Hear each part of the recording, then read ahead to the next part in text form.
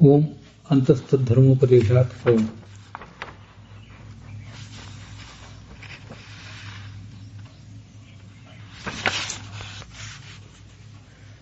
ಇಂದ್ರೋ ರಾಜ ಜಗತೋ ಯೈಷೆ ಸಪ್ತಹೋತ ಸಪ್ತಧಾ ವಿಕ್ಲಿಪ್ತಃ.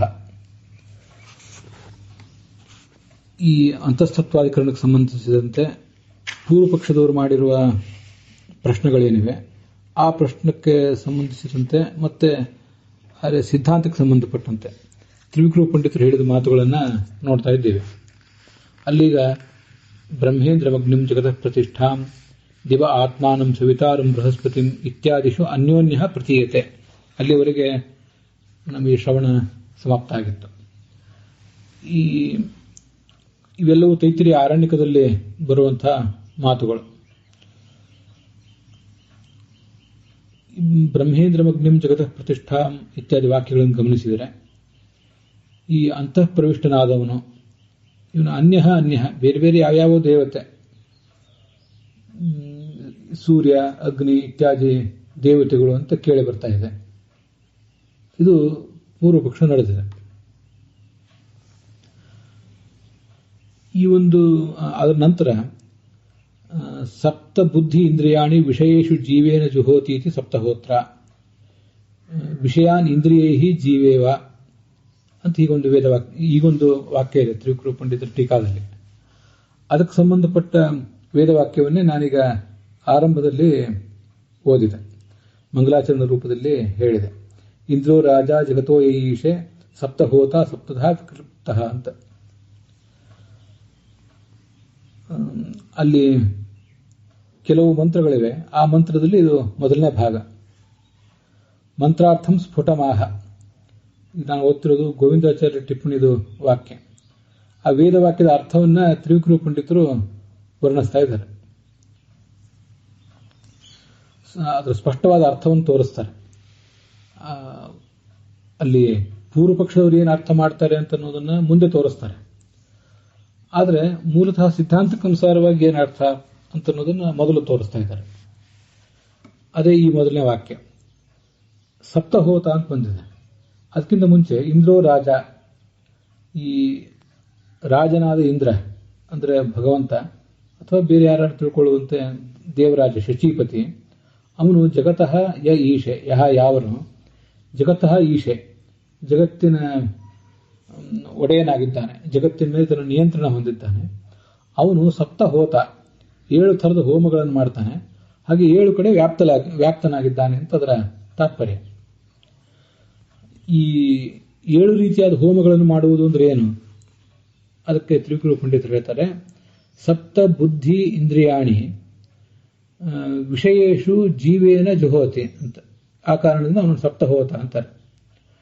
ಭಗವಂತ ಹೋಮ ಮಾಡ್ತಾ ಇದ್ದಾನೆ. ಅದು ಹೇಗೆ ಹೋಮ ಮಾಡ್ತಾನೆ ಅಂದ್ರೆ, ವಿಷಯ ಎಲ್ಲಿ ಹೋಮ ಮಾಡ್ತಾನೆ, ಯಾವುದನ್ನು ಹೋಮ ಮಾಡ್ತಾನೆ, ಯಾರ ಮೂಲಕ ಹೋಮ ಮಾಡ್ತಾನೆ ಅಂತನ್ನೋದನ್ನ 2 ಥರ ವ್ಯಾಖ್ಯಾನ ಮಾಡಿ ತೋರಿಸ್ತಾರೆ. ನಮಗೆ ಈಗ ಗೊತ್ತಿರುವಂತೆ ಹೋಮ ಮಾಡುವವನು, ಆಹುತಿ ಹಾಕುವವನು ಪುರೋಹಿತ ಅಥವಾ ಯಜಮಾನ ಹಾಕ್ತಾನೆ, ಅವನು ಕರ್ತ. ಅಗ್ನಿಯಲ್ಲಿ ಅಂತನ್ನೋದು ಅಧಿಕರಣ. ಮತ್ತೆ ತುಪ್ಪ, ಹಾಲು, ಚರು ಮೊದಲಾದದ್ದು ಅಲ್ಲಿ ಹೋಮದ್ರವ್ಯ. ಈ 3 ಇರ್ತವೆ. ಕರ್ತ ಒಬ್ಬ, ಹೋಮದ್ರವ್ಯ ಒಂದು, ಮತ್ತೆ ಅಗ್ನಿ ಒಂದು. ಸಾಮಾನ್ಯವಾಗಿ ಪುರೋಹಿತನಾದವನು ಯಜಮಾನನ ಮೂಲಕ ಹಾಕಿಸ್ತಾನೆ. ಕೆಲವು ಸರಿ ಯಜಮಾನನಾದವನು ತನಗೆ ಬರದೆ ಹೋದ್ರೆ ಪುರೋಹಿತನ ಮೂಲಕ ಹಾಕಿಸ್ತಾನೆ. ಅಂತೂ ಇಬ್ರು ಅಲ್ಲಿರ್ತಾರೆ. ಒಬ್ಬ ಮುಖ್ಯಸ್ಥ, ಒಬ್ಬ ಸಹಾಯಕ, ಒಂದು ಹೋಮದ್ರವ್ಯ, ಒಂದು ಅಗ್ನಿ.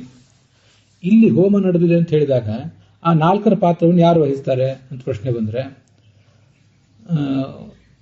ಈ ಹೋಮದ್ರವ್ಯ ಯಾವುದಿಲ್ಲಿ ಅದನ್ನು ಮೊದಲು ಹೇಳ್ತಾರೆ. 7 ಹೋಮದ್ರವ್ಯ ಅಂತ ಪರಿಗಣನೆ ಮಾಡಿದ್ದಾರೆ. ಅವು 7 ಯಾವುದು ಅಂದ್ರೆ, ಬುದ್ಧಿಯನ್ನು ಹಿಡಿದು 7 ಇಂದ್ರಿಯಗಳು ಅಂತಾರೆ. 5 ಜ್ಞಾನೇಂದ್ರಿಯಗಳು, ಕಣ್ಣು, ಕಿವಿ ಮೊದಲಾದ 5 ಜ್ಞಾನೇಂದ್ರಿಯಗಳಿವೆ, ನಮ್ಗೆ ಗೊತ್ತಿದೆ. ಮತ್ತೆ ಅದಕ್ಕೊಂದು ಜೊತೆ ಮನಸ್ಸು ಸೇರಿಕೊಂಡ್ರೆ 6 ಆಗ್ತವೆ. ಅದರ ಜೊತೆಗೆ ಬುದ್ಧಿ ಒಂದು ಸೇರಿಕೊಂಡ್ರೆ ಅವು 7 ಆಗ್ತವೆ.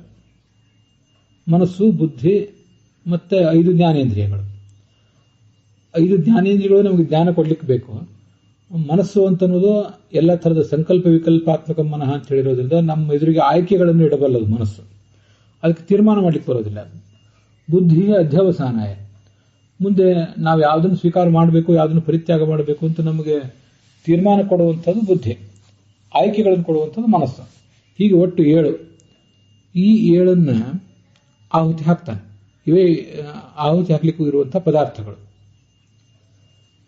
ಇನ್ನು ಎಲ್ಲಿ ಹಾಕ್ತಾನೆ? ಅಗ್ನಿ ಯಾವುದದು ಅಂದರೆ ವಿಷಯಗಳಲ್ಲಿ ಹಾಕ್ತಾನೆ. ರೂಪ, ರಸ, ಗಂಧ, ಸ್ಪರ್ಶ, ಶಬ್ದ ಅಂತ 5 ವಿಷಯಗಳಿವೆ. ಆ 5 ವಿಷಯಗಳೇ ಅಗ್ನಿಗಳು. ಆ ಅಗ್ನಿಗಳಲ್ಲಿ ಈ 7 ಇಂದ್ರಿಯಗಳನ್ನು ಹೋಮಿಸ್ತಾನೆ. ಯಾರು ಅಲ್ಲಿ ಸಹಾಯಕ ಅಥವಾ ಯಾರ ಮೂಲಕ ಮಾಡ್ತಾನೆ ಅಂದರೆ ಜೀವೇನ ಜುಹೋತಿ, ಜೀವನ ಮೂಲಕ ಮಾಡಿಸ್ತಾನೆ ಅಂತದ್ರ ತಾತ್ಪರ್ಯ. ಜೀವೇನ ದ್ವಾರಭೂತೇನ ಅಂತ ಗೋವಿಂದಾಚಾರ್ಯ ಅದನ್ನು ವಿವರಿಸಿದ್ದಾರೆ.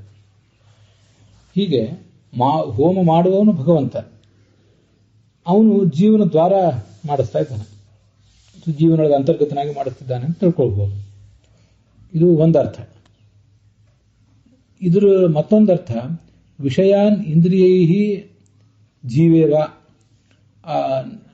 ಒಂದು ಸಹಾಯಕ, ಒಬ್ಬ ಮುಖ್ಯಸ್ಥ, ಮತ್ತೆ ಒಂದು ಅಗ್ನಿ, ಒಂದು ಹೋಮದ್ರವ್ಯ ಅಂತ ಈ 4 ಸಂಗತಿಗಳಿವೆಯಲ್ಲ, ಅದರ ಪಾತ್ರವನ್ನು ಸ್ವಲ್ಪ ಅದಲು ಬದಲು ಮಾಡಿದ್ದಾರೆ ಮುಂದಿನ ವ್ಯಾಖ್ಯಾನದಲ್ಲಿ. ವಾ ಅಂತ ಹೇಳಿ ವಿಷಯಗಳನ್ನೇ ಹೋಮ ಮಾಡ್ತಾನೆ.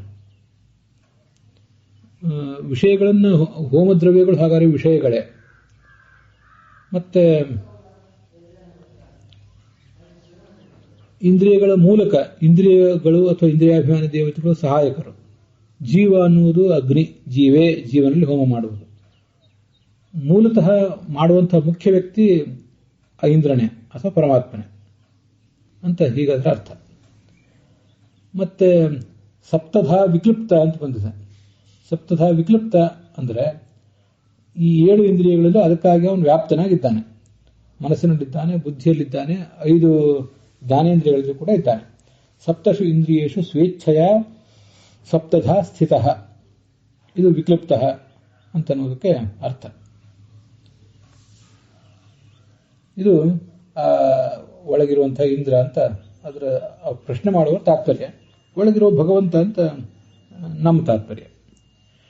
ಈ ಮಂತ್ರ ಏನಿದೆ, ಇಂದ್ರೋ ರಾಜ ಜಗತೋ ಈಶೆ ಅಂತ, ಇದನ್ನ ಆಚಾರ್ಯರು ತಮ್ಮ ಸೂತ್ರ ಭಾಷ್ಯದಲ್ಲಿ ಸಚ ಇಂದ್ರೋ ರಾಜ ಅಂತ ತೈತ್ರಿಯ ಆರಣ್ಯಕ 3, 11, 6 ಅಂತ ಸೂಚನೆ ಮಾಡಿದ್ದಾರೆ. ಆವಾಗ ನಾವು ಅದನ್ನು ವಿಸ್ತೃತವಾಗಿ ನೋಡಿರಲಿಲ್ಲ, ಈಗ ಅದನ್ನು ನೋಡ್ತಾ ಇದ್ದೇವೆ. ಮೂಲ ವೇದವಾಕ್ಯದಲ್ಲಿ ಇಂದ್ರೋ ರಾಜ ಜಗತೋ ಈಶೆ ಅಂತಿದೆ. ಅದು ಈಶೆ ಅನ್ನೋದು ಸಪ್ತಮಿ ವಿಭಕ್ತಿ ಅಲ್ಲ. ಈಶೆ ಅನ್ನೋದು ಈಶಾ ಐಶ್ವರ್ಯ ಧಾತುವಿನ ವರ್ತಮಾನ ಕಾಲದ ಲಟ್ಲಕಾರದ ಪ್ರಥಮ ಪುರುಷ ಏಕವಚನ.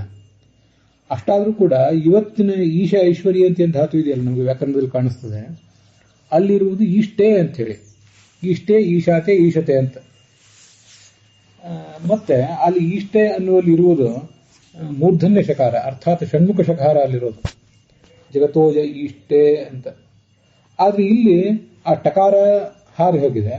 ಹಾಗೆ ಆ ಷಣ್ಮುಖ ಶಕಾರದ ಸ್ಥಾನದಲ್ಲಿ ಶಂಕರ ಶಕಾರ, ತಾಲವ್ಯ ಶಕಾರ ಬಂದಿದೆ. ಈ ವ್ಯತ್ಯಾಸ ಆಗಿದೆ. ವೇದದಲ್ಲಿ ಆ ಥರ ಪ್ರಯೋಗ ಮಾಡ್ತಾರೆ. ಈಶೆ ಸಪ್ತಮಿ ವಿಭಕ್ತಿ ಅಲ್ಲ, ಆದ್ರಿಂದ ಅದು ಪ್ರಥಮ ಪುರುಷ ಏಕವಚನವೇ, ಲಟ್ಲಕಾರವೇ. ಅದಕ್ಕಾಗಿ ಗೋವಿಂದಾಚಾರ್ಯದ ಮುಂದೆ ಇಂದ್ರೋ ದೇವಾನಾಂ ರಾಜ ಜಗತಃ ಯಹ ಈಷ್ಟೇ, ಯಾರು ಜಗತ್ತಿಗೆ ಒಡೆಯನಾಗಿದ್ದಾನೋ. ಈಷ್ಟೇ ಅನ್ನೋದು ಅಕರ್ಮಕ ಧಾತು, ಅದು ಜಗತ್ತಿನ ವಿಷಯದಲ್ಲಿ ಸಾಮರ್ಥ್ಯವುಳ್ಳವನಾಗಿದ್ದಾನೆ ಅಂತ ಅದರ ತಾತ್ಪರ್ಯ. ಈಶ್ವರನ ಶಬ್ದ ಹುಟ್ಟಿದ್ದು ಇದರಿಂದ. ಅದರ ಮುಂದೆ ಭಾಷ್ಯದಲ್ಲಿ ಸಪ್ತಯುಂಜಂತಿ ಅಂತ ಒಂದು ತುಣುಕಿದೆ. ಭಾಷ್ಯದಲ್ಲಿ ಒಟ್ಟು ಅಂತಃಪ್ರವಿಷ್ಟಂ ಕರ್ತಾರಮೇತಂ ಅಂತ ಒಂದು ತುಣುಕು ಕೊಟ್ಟಿದ್ದಾರೆ. ಅದು ತೈತ್ರಿಯ ಆರಣ್ಯಕದ 3, 11. ಅದರ ಮಂತ್ರ ಸಂಖ್ಯೆ ಅಲ್ಲಿ ಕಾಣಿಸ್ತಾ ಇಲ್ಲ. ಮುಂದೆ ತೈತ್ರಿಯ ಆರಣ್ಯಕದಲ್ಲಿ 3, 11, 6 ಒಂದು ಕೊಟ್ಟಿದ್ದಾರೆ. ಅದು ಇಂದ್ರೋ ರಾಜ ಅನ್ನೋದು. ಸಪ್ತಯುಂಜಂತಿ ರಥಮೇಕ ಚಕ್ರಂ ಅಂತನ್ನುವುದು ಅದೇ ತೈತ್ರಿಯ ಆರಣ್ಯಕದ 3, 11, 8. ಈಗ ಸಪ್ತಯುಂಜಂತಿ ಅನ್ನೋದ್ರ ಬಗ್ಗೆ ನೋಡಬೇಕು. ಅದನ್ನು ತ್ರಿವಿಕ್ರಮ ಪಂಡಿತರು ಸಪ್ತಗಣಾಹ ರಥಂ ಪ್ರತಿ ಆತ್ಮಾನಂ ಯುಂಜಂತಿ ರಥೇ ಯುಕ್ತಾಹ ಭವಂತಿ ಇತ್ಯರ್ಥಃ ಅಂತ ಬರೆದಿದ್ದಾರೆ. 7 ಗಣಗಳಿವೆ, 7 ಗುಂಪುಗಳು. ಅವರು ಈ ರಥಕ್ಕೆ, ಇದೊಂದು ವಿಶಿಷ್ಟವಾದ ರಥ, ಕಾಲವೆಂಬ ರಥ ಅಂತ ಹೀಗೇನು ಬರೀತಾರೆ, ಮುಂದೆ ಅದನ್ನು ಹೇಳ್ತೇನೆ. ಆ ರಥಕ್ಕೆ ತಮ್ಮನ್ನು ತಾವು ಕಟ್ಟಿಕೊಂಡಿದ್ದಾರೆ, ರಥದಲ್ಲಿ ಹೂಡಲ್ಪಟ್ಟಿದ್ದಾರೆ ಅಂತ ಅರ್ಥ ಕರ್ಮಣಿ ಪ್ರಯೋಗದಲ್ಲಿ. ಅದೇ ರಥಯುಕ್ತಾ ಅಂತ ಅವರು ಬರೆದಿರೋದು. ಸರಿ, ಇಲ್ಲಿ ಸಪ್ತಯುಂಜಂತಿ ರಥಮೇಕಚಕ್ರಂ ಏಕೋ ಅಶ್ವೋ ವಹತಿ ಸಪ್ತನಾಮ ತ್ರಿನಾಭಿಚಕ್ರಂ ಅಜರಮನರ್ವಂ ಏನೇಮ ವಿಶ್ವಭುವನಾನಿ ತಸ್ಥು ಅಂತಿದು ಆ ಪೂರ್ಣ ಮಂತ್ರ, ನಾವು ನೋಡ್ತಾ ಇರುವಂತಹ ಮಂತ್ರ. ಅದಕ್ಕೆ ಅರ್ಥಗಳನ್ನು ಹೇಳ್ತಾರೆ ತ್ರಿವಿಕ್ರಮ ಪಂಡಿತರು. ಸಪ್ತ ಅಶ್ವತ್ವೇನ ಛಂದಸ್ತ್ವೇನ ಚ ವಿಭಕ್ತಾ ದೇವತಾಗಣ ಇತ್ಯರ್ಥ. 7 ಗಣಗಳಿವೆ ಅಂತಿದೆಯಲ್ಲ, ಆ 7 ಗಣಗಳು ಯಾವುದದು ಅಂದರೆ 7 ದೇವತಾ ಗಣಗಳು. ಅವರು ತಮ್ಮನ್ನ ಅಶ್ವತ್ವೇನ ಛಂದಸ್ತ್ವೇನ ಚ ವಿಭಕ್ತಾ, ಅವರೇ ಆ ದೇವತೆಗಳೇ ಅಶ್ವರೂಪದಲ್ಲಿ ಇದ್ದಾರೆ, ಹಾಗೆ ಛಂದೋ ರೂಪದಲ್ಲಿ ಕೂಡ ಅವರೇ ಇದ್ದಾರೆ. ವೇದ ನಡೆಯುವುದು ಛಂದಸ್ಸುಗಳ ಮೂಲಕ. ಯಾವುದೇ ಕಾವ್ಯ ಆಗಲಿ, ಒಂದು ಅನುಷ್ಠುಪ್ ಛಂದಸ್ಸಿನಲ್ಲಿ ಒಂದು ಕಾವ್ಯ ಬರೆದ್ರು, ಮಹಾಭಾರತದಂತ ಕಾವ್ಯ ಬರೆದ್ರು ಕೂಡ ಆ ಕಾವ್ಯ ನಡೆಯುವುದು ಅದು ಛಂದಸ್ಸಿನಿಂದ.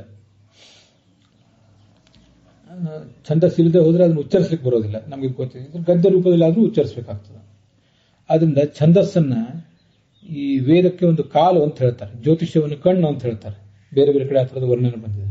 ಅಂತೂ ಛಂದಸ್ಸು ಅನ್ನೋದೊಂದು ಕಾಲು ಅಂತ ತಿಳ್ಕೊಳ್ಳೋಣ. ಈ ದೇವತೆಗಳು ಅವರೇ ಕುದುರೆ ರೂಪದಲ್ಲಿ, ಅದೇ ಕುದುರೆಗಳು ರಥವನ್ನು ಎಳ್ಕೊಂಡು ಹೋಗುವಂತೆ ಛಂದಸ್ಸುಗಳು ವೇದವನ್ನು ಎಳ್ಕೊಂಡು ಹೊರಟಿವೆ. ಅದನ್ನ ಋಗ್ಭಾಷ್ಯದಲ್ಲಿ ಹೇಳಿದ್ದನ್ನ ಗೋವಿಂದಾಚಾರ್ಯರು ವಿವರಿಸ್ತಾರೆ. ಗಾಯತ್ರಿ ಬೃಹತಿ ಚೈವ ತಾಸರ್ವ ಗರುಡಸ್ತಥಾ ಬ್ರಹ್ಮಾಣ್ಯನುಷ್ಠುಬಿಂದ್ರಾಣಿ ತ್ರಿಷ್ಟುಪ ಸ್ವಾಹೇತಿ ಚೋಚ್ಯತೆ. ಗಾಯತ್ರಿ ಜಗತಿ ಅಂತ ಈಗ ಒಂದು ವಿಸ್ತೃತ ಅದನ್ನ 4-5 ಶ್ಲೋಕಗಳಿವೆ, ಅದನ್ನು ಹೇಳ್ತಾರೆ. ಅಲ್ಲಿಂದ ಮುಂದೆ ಯಾವ್ಯಾವ ಛಂದಸ್ಸಿಗೆ ಯಾವ್ಯಾವ ದೇವತೆಗಳು ಅಭಿಮಾನಿಗಳು ಅಂತ ಅನ್ನೋದನ್ನ ಅವ್ರು ಬರೀತಾರೆ. ಅಲ್ಲಿ 7 ಗಣಗಳಿವೆ ಅಂತ ಬಂದಿದೆಯಲ್ಲ, ಆ 7 ಗಣಗಳ ಬಗ್ಗೆ ನಾವು ಹೀಗೆ ತಿಳ್ಕೊಳ್ಬಹುದು. ಗಾಯತ್ರಿ ಛಂದಸ್ಸಿಗೆ ಲಕ್ಷ್ಮೀದೇವಿ, ಸರಸ್ವತಿ, ಭಾರತಿ, ಗರುಡ ಮತ್ತು ಅಗ್ನಿಯ ಪತ್ನಿ ಆದಂತಹ ಸ್ವಾಹ, ಹೀಗೆ 5 ಗಣಗಳಿವೆ.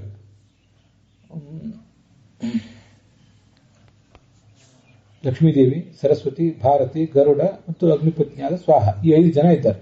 ಈ 5 ಜನರು ಗಾಯತ್ರಿ ಛಂದಸ್ಸಿಗೆ ಅಭಿಮಾನಿ ದೇವತೆಗಳು. ಇದು ಮೊದಲನೇ ಗಣ. ಇದಾದ್ಮೇಲೆ ಬರುವಂಥದ್ದು ಉಷ್ಣಿಕ. ಇದೇನವರು ವಿಸ್ತರಿಸಿ ಬರೆದಿದ್ದಾರೆ ಗೋವಿಂದಾಚಾರ್ಯರು, ಅದು ಆ ತಾತ್ಪರ್ಯ ನಿರ್ಣಯದಲ್ಲಿ ಇದ್ದದ್ದೇ.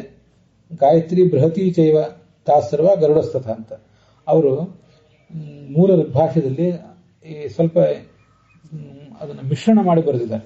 ಅದಕ್ಕಾಗಿ ಅದನ್ನು ಪ್ರತ್ಯೇಕವಾಗಿ ಛಂದಸ್ಸಿಗೆ ಅನುಗುಣವಾಗಿ ನೋಡುವ ಪ್ರಯತ್ನ ಇಲ್ಲಿ ಮುಂದಿರೋದು.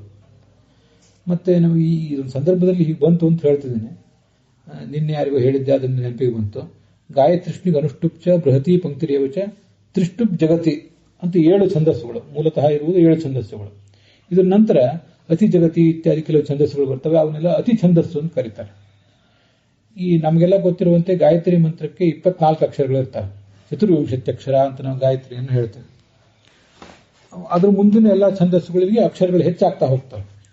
ಉಷ್ಣಿಕ್ ಛಂದಸ್ಸಿಗೆ 28 ಅಕ್ಷರಗಳಿರ್ತವೆ.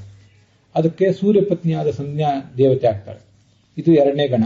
ಅಂದ್ರೆ ಈ ಉಷ್ಣಿಕಿಗೆ ಅವಳೊಬ್ಬಳೆ ದೇವತೆ. ಅಂದ್ರೆ ಮೂಲತಃ ಮತ್ತೆ ಲಕ್ಷ್ಮೀ ದೇವತೆ ಆಗಿರ್ತಾಳೆ, ಅದು ವಿಚಾರ ಬೇರೆ. ಆದ್ರೆ ಗಾಯತ್ರಿಗೆ ನಿರ್ದಿಷ್ಟವಾಗಿ ಲಕ್ಷ್ಮೀ ದೇವಿಯ ಸ್ಮರಣವೂ ಆಗಬೇಕು. ಇದೆಲ್ಲ ಬೃಹದಾರಣ್ಯಕ ಉಪನಿಷತ್ತಿನ ಭಾಷ್ಯದಲ್ಲಿ ಬಂದಿದೆ. ಈಗ ಅದನ್ನೆಲ್ಲ ಹೇಳ್ತಾ ಕೂತ್ರೆ ಜಾಸ್ತಿ ಆಗ್ತದೆ ಅಂತ ಹೇಳ್ತಿಲ್ಲ, ಬೇಡ. ಅದರ ನಂತರ ಬರುವುದು ಅನುಷ್ಠುಪ್ ಛಂದಸ್ಸು. ಅದರಲ್ಲಿ 4 ಪಾದಗಳಿರ್ತವೆ ಮತ್ತು 32 ಅಕ್ಷರಗಳು ಅಲ್ಲಿ ಇರ್ತವೆ. ಆ ಅನುಷ್ಠುಪ್ ಛಂದಸ್ಸಿಗೆ ಸರಸ್ವತಿ ಮತ್ತು ಚಂದ್ರನ ಪತ್ನಿಯಾದ ರೋಹಿಣಿ ಇಬ್ಬರು ದೇವತೆಗಳಾಗ್ತಾರೆ. ಇದು 3ನೇ ಗಣ. ಅದರ ನಂತರ ಬರುವಂಥದ್ದು ಬೃಹತಿ ಛಂದಸ್ಸು. ಇದರಲ್ಲಿ 36 ಅಕ್ಷರಗಳಿರ್ತವೆ. ನಾವಿಲ್ಲಿ ತಿಳ್ಕೊಳ್ಬೇಕು. 9×4 36, ಒಂದೊಂದು ಪಾದದಲ್ಲಿ 9 ಅಕ್ಷರ, ಒಟ್ಟು 36 ಅಕ್ಷರ ಆಗ್ತವೆ. ಅನುಷ್ಠುಪ್ ಛಂದಸ್ಸು ಇದು ಹಿಂದಿಂದು. ಅದರಲ್ಲಿ 8×4 32, ಒಂದೊಂದು ಪಾದದಲ್ಲಿ 8 ಅಕ್ಷರ, ಅದು ಒಟ್ಟು 32 ಅಕ್ಷರ ಆಗ್ತವೆ. ಅದರ ಹಿಂದಿನ ಬಗ್ಗೆ ನನಗಷ್ಟು ಪರಿಚಯ ಇಲ್ಲ. ಅಂತೂ 24, 28 ಅಂತ ಇಷ್ಟೇ ಗೊತ್ತಿದೆ. ಆ ಪಾದಗಳ ವ್ಯವಸ್ಥೆ ಹೇಗೆ ಮಾಡ್ತಾರೆ ಅಂತ ನನಗೆ ಅಷ್ಟೇನು ಸ್ಮರಣದಲ್ಲಿಲ್ಲ. ಮತ್ತೆ ಯಾವಾಗ ಬಂದಾಗ ಹೇಳ್ತೇನೆ. ಮುಂದೆ ಅದರ ನಂತರ ಬರುವಂಥದ್ದೇ ಪಂಕ್ತಿ.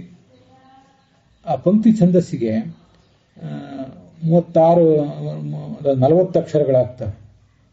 36 ಅಕ್ಷರಗಳಾಗ್ತವೆ. ಹೌದು, ಬೃಹತಿಗೆ 36, ಇದಕ್ಕೆ 40 ಅಕ್ಷರಗಳಾಗ್ತವೆ. ಅದಕ್ಕೆ ಶಚಿ ದೇವತೆ ಮತ್ತು ಮಿತ್ರ ಮತ್ತು ವರುಣರ ಪತ್ನಿಯಾದ ರೇವತಿ ಮತ್ತು ಚರ್ಷಣಿ, ಮಿತ್ರನ ಪತ್ನಿ ರೇವತಿ ಮತ್ತು ವರುಣನ ಪತ್ನಿ ಚರ್ಷಣಿ ಅಂತ, ಹೀಗೆ 3 ಜನ ದೇವತೆಗಳು ಅದಕ್ಕಿದ್ದಾರೆ. ಇದು 5ನೇ ಗುಂಪು. ಮುಂದೆ ಅದರ ನಂತರ ಬರುವಂಥದ್ದು 40. ಮುಂದೆ ತ್ರಿಷ್ಟುಪ್ ಛಂದಸ್ಸಿಗೆ 44 ಅಕ್ಷರಗಳಿರ್ತವೆ. ಅದಕ್ಕೆ ಶಚಿ ದೇವತೆ ಆಗ್ತಾಳೆ. ಇದು 6ನೇ ಗುಂಪು. ಅದರ ನಂತರ ಬರುವಂಥದ್ದು ಜಗತಿ ಛಂದಸ್ಸು. ಅದರಲ್ಲಿ 48 ಅಕ್ಷರಗಳಿರ್ತವೆ. ಅದಕ್ಕೆ ವಾರುಣಿ ಮತ್ತೆ ಸರ್ವದೇವತಾ ಸ್ತ್ರೀಯರು, ಅವರು ಸ್ವಾಹ, ಸಂಜ್ಞಾ, ರೋಹಿಣಿ, ತಾರ ಅಂದರೆ ಬೃಹಸ್ಪತಿಯ ಪತ್ನಿ, ಸಂಜ್ಞಾ ಅಂದರೆ ಸೂರ್ಯನ ಪತ್ನಿ, ನಮಗಿದು ಗೊತ್ತಿದೆ. ಮಿತ್ರ ಮತ್ತು ವರುಣರ ಪತ್ನಿಯಾದ ಚರ್ಷಣಿ, ರೇವತಿ ಮತ್ತು ಚರ್ಷಣಿ. ಅವ್ರನ್ನ ಮಿತ್ರಾವರುಣ ಅಂತ ಯಾಕೆ ಹೇಳ್ತಾರೆ ಅಂದರೆ ಅದು ಅಲ್ಲೊಂದು ಸಮಾಸ ಇದೆ, ಅದಕ್ಕಾಗಿ ಆ ಥರ ಹೇಳ್ತಾರೆ ಅಷ್ಟೇ. ಇಂದ್ರಾವರುಣ ನೂನುವಾಂ ಅಂತ ಹೀಗೆಲ್ಲ ವೇದದಲ್ಲಿ ಹೇಳ್ತಿರ್ತಾರೆ. ವಸ್ತುತಃ ಮಿತ್ರ ಅಂತಾನೆ ಅವನ ಹೆಸರು. ಮಿತ್ರಶ್ಚ ವರುಣಶ್ಚ ಮಿತ್ರವರುಣವಾಗೋದಿಲ್ಲ, ಮಿತ್ರಾವರುಣ ಅಂತ ಆಗ್ತದೆ. ಹೀಗೆ ಅದನ್ನು ತಿಳ್ಕೊಳ್ಬೇಕು. ಹೀಗೆ ಒಟ್ಟು 7 ಗುಂಪುಗಳಿವೆ. 7 ಛಂದಸ್ಸಿಗೆ 7 ಗುಂಪುಗಳಿವೆ.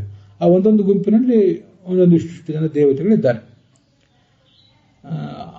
ಅವರೆಲ್ಲರೂ ಕೂಡ ಇದಕ್ಕೆ ದೇವತೆಗಳಾಗ್ತಾರೆ ಅಂತ ಅದನ್ನು ಬರೀತಾರೆ. ಇದಕ್ಕೆ ಋಗ್ವೇದದಲ್ಲಿ ಈ ಕೆಲವು ವಿಷಯಗಳು ಬಂದಿವೆ. ಅಗ್ನೇರ್ಗಾಯತ್ರ ಭವತ್ ಸಯುಗ್ವ ಅಂತ ಹೀಗೆ. ಆದರೆ ಬರೀ ಋಗ್ವೇದವನ್ನು ನೋಡಿದ್ರೆ ನಮ್ಗೆ ಇವತ್ತು ತಿಳಿಯುವಂತಿಲ್ಲ.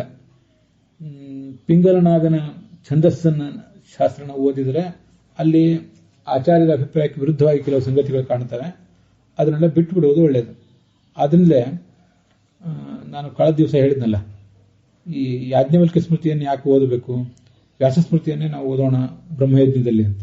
ಹಾಗೆ ಶಿಕ್ಷಾ, ವ್ಯಾಕರಣಂ, ಛಂದ, ನಿರುಕ್ತಂ, ಜ್ಯೋತಿಷಂ ತಥಾ ಕಲ್ಪ ಅಂತ 6 ಅಂಗಗಳಿವೆಯಲ್ಲ, 6 ಅಂಗಗಳ ಒಂದೊಂದು ತುಣುಕನ್ನು ನಾವು ಬ್ರಹ್ಮಯಜ್ಞದಲ್ಲಿ ಹೇಳ್ತೇವೆ, ಸ್ವಾಧ್ಯಾಯದಲ್ಲಿ ಹೇಳ್ತೇವೆ. ಅದನ್ನು ಅಲ್ಲಿ ಪಿಂಗಲನಾಗನ ಛಂದಶಾಸ್ತ್ರವನ್ನೇ ಹೇಳ್ತೇವೆ ನಾವು.